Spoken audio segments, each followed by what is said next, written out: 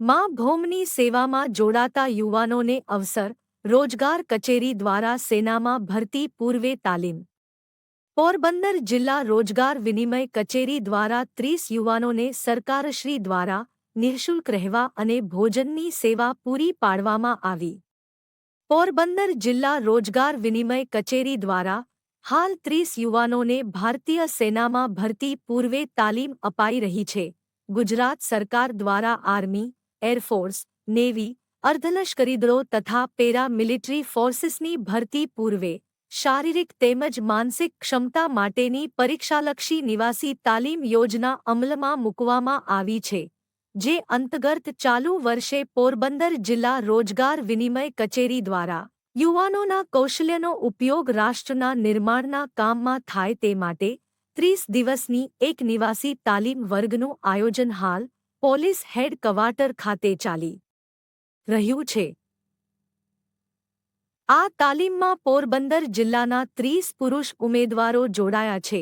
પોરબંદર જિલ્લા રોજગાર વિનિમય કચેરી દ્વારા આ ઉમેદવારોના તમામ શૈક્ષણિક લાયકાતના સર્ટિફિકેટ, શાળા હોદ્યાનું પ્રમાણપત્ર, જાતિનો દાખલો, બેંક પાસબુક, આધાર કાર્ડ, 2 પાસપોર્ટ સાઇઝના ફોટા સાથે વિગતો મંગાવવામાં આવી હતી.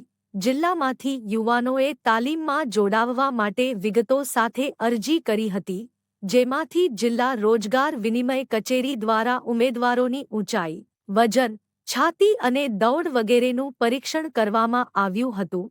આ પરીક્ષણ દરમિયાન 30 યુવાનો પસંદ થયા હતા.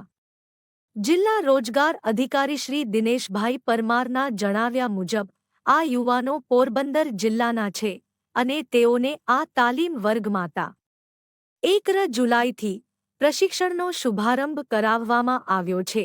શહેરમાં આવેલ પોલીસ હેડક્વાર્ટર ખાતે 30 યુવાનો તાલીમ મેળવી રહ્યા છે. તાલીમ મેળવી રહેલા યુવાનોને 1100 મીટરની દોડ, 5 કિલોમીટરની દોડ, શારીરિક કસોટી અને પરીક્ષામાં જે પેપરો પૂરાય છે તેમાંથી જનરલ નોલેજ, ગુજરાત, અંગ્રેજી અને ઇતિહાસ વગેરે વિષયોની તાલીમ આપવામાં આવતી હોવાનું જિલ્લા રોજગાર અધિકારીશ્રીએ જણાવ્યું હતું.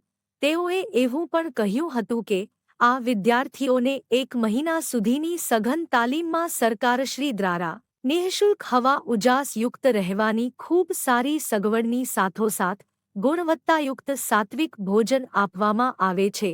આ યુવાનો તાલીમ મેળવ્યા બાદ આર્મી, એરફોર્સ, નેવી, અર્ધલશ્કરી દળો તથા પેરા મિલિટરી ફોર્સીસની ભરતીમાં પોતાની યોગ્યતા ખૂબ સરળતાથી પુરવાર કરી શકશે.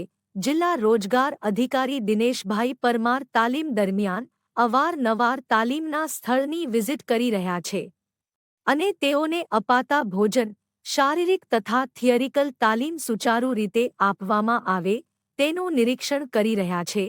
તેઓએ એવું પણ ઉમેર્યું હતું કે તાલીમ લીધા બાદ જિલ્લાના યુવાનો સાથે સતત જિલ્લા રોજગાર કચેરી સંપર્કમાં રહે છે, જેથી કરીને કોઈ ભરતીઓમાં તેઓ યોગ્યતા સાબિત ન કરી શકે તો નિરાશ ન થાય તે માટે અન્ય ભરતીઓ માટે આ યુવાનોને પ્રેરણા અને પ્રોત્સાહન પૂરું પાડવામાં આવે છે. પોરબંદર જિલ્લામાંથી આપણે જે અરજીઓ મંગાવવામાં આવી હતી એમાંથી ટોટલ 48 જેટલી અરજીઓ આપણને મળેલ. એમાંથી આપણે જે પ્રી સ્ક્રુટિની કરવામાં આવે છે, જેમાં એમની ઊંચાઈ, વજન, છાતી અને દોડ વગેરેનું પરીક્ષણ કરવામાં આવે છે. એના આધારે 30 યુવાઓ પસંદ થયેલા તેમજ એક યુવાન વેઇટિંગમાં રહેલો, જ્યારે બાકીના આ પ્રી સ્ક્રુટિનીમાં પોતાનું જે ધારાધોરણ લાયકાત છે એ પ્રોવાઈડ કરી શક્યા નહીં અથવા પુરવાર કરી શક્યા નહીં, એટલા માટે એમને આપણે તાલીમમાં સમાવેલ પામેલ નથી. આ યુવાઓ જે છે એ પોરબંદર જિલ્લામાંથી જ આવે છે અને આ તાલીમ આપણે 12 જુલાઈથી શરૂ કરવામાં આવેલ છે અને 10 ઓગસ્ટના રોજ પૂર્ણ થશે. આ તાલીમ જે યુવાઓ પોતાની રોજગારી સંરક્ષણ ક્ષેત્રે, આર્મી ક્ષેત્રે, એરફોર્સ ક્ષેત્રે, પોલીસ ક્ષેત્રે બનાવવા માગે છે, એમાંથી રોજગારી મેળવવા માગે છે, એમને આપણે સંપૂર્ણ 5 કિલોમીટરની દોડ, 1600 મીટરની દોડ અને જે લેખિત પરીક્ષામાં પેપરો પૂછાય છે એમાં Gujarati, general knowledge, English, Hindi, ઇતિહાસ વગેરે વિષયોની આપણે તાલીમ આપીએ છીએ. અને આ વિદ્યાર્થીઓ 1 મહિના સુધી સઘન તાલીમ આપવામાં આવે છે, જેથી મોટા ભાગે આ જે પરીક્ષાઓ લેવાતી હોય એમાં સારું પરફોર્મન્સ કરી શકે છે.